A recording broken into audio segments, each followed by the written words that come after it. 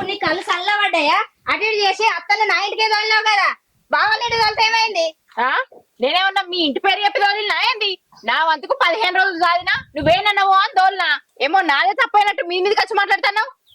కాదా మరి 2 రోజులు ఉండగా ఎట్లా తోలుతున్నావు ఇంటికి?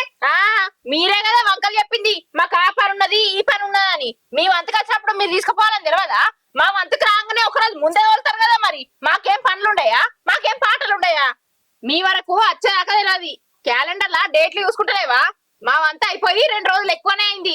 పెద్ద బావ ఉన్నాడు కదా, వాళ్ళ ఇంటికి తోలొచ్చు కదా.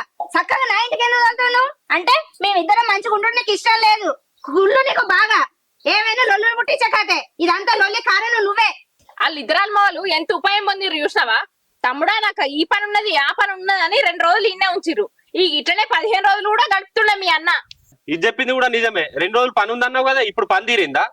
అమ్మ ఇంటికి తోలంగానే డబ్బా నువ్వు వచ్చినావు. అబ్బో, ఇద్దరు పిల్లల మొగలు బాగా హుషారున్నారు చూడు. మీదికే వచ్చిర్రు ఇంటి మీదకి రొల్లికి.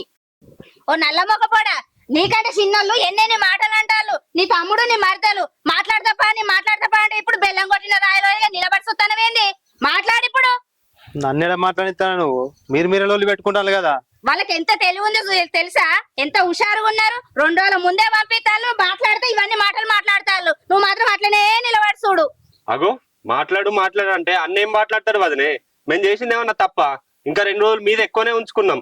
ఇంకా మీరే అన్న 2 రోజుల తర్వాత అత్త పని ఉంది అని అంటే పొమ్మని చెప్పినాం. అందుకనే ఏం మాట్లాడతలేడు మేము కరెక్ట్ చేసిందని. అర్థమైంది కదా, నడువురు ఇడికెళ్ళి. ఇంకొకసారి నా ఇంటికి రాకుర్రి. ఏదైనా ఉంటే పెద్దలతో మాట్లాడకపోరి. నడురే. పోకపోతే నువ్వు పెడతావని తింటానికి వచ్చినాం. మరి ఏం చూస్తానో నిలబడి ఇంకా మాటలు పడ్డకాడి చాలదా?